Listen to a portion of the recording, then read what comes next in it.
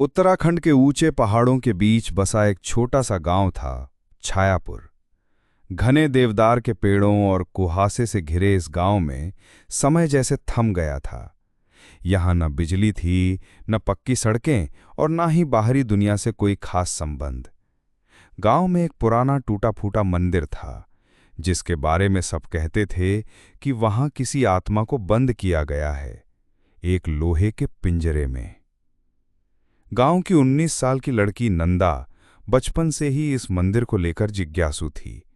उसके पिता कहते थे कि ये सब अंधविश्वास है, लेकिन नंदा को रात के सन्नाटे में उस मंदिर की ओर से आती झंकार और धीमी सी स्त्री स्वर की आवाजें सुनाई देती थीं।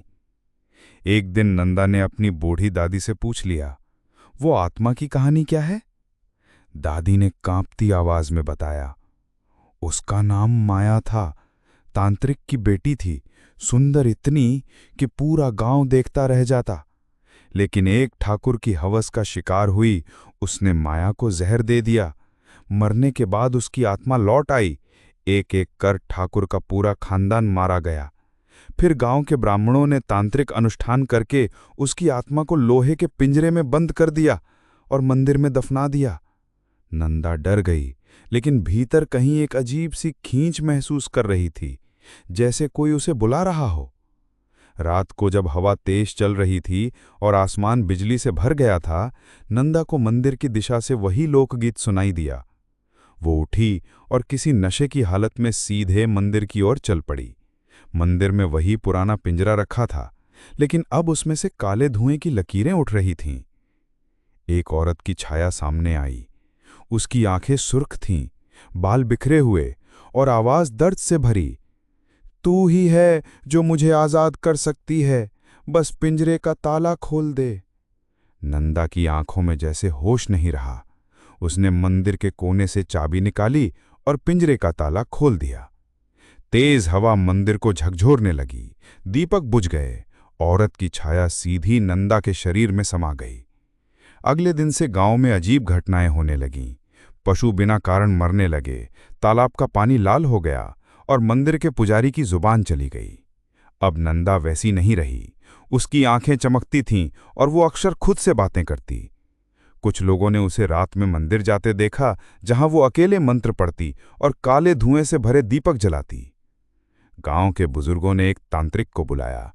वो जंगल में अकेला रहता था और कहा करता था कि माया की आत्मा पूरी तरह आजाद नहीं है, वो नंदा के माध्यम से बाहर निकलना चाहती है। अगर उसे रोका नहीं गया तो पूरा गांव भस्म हो जाएगा।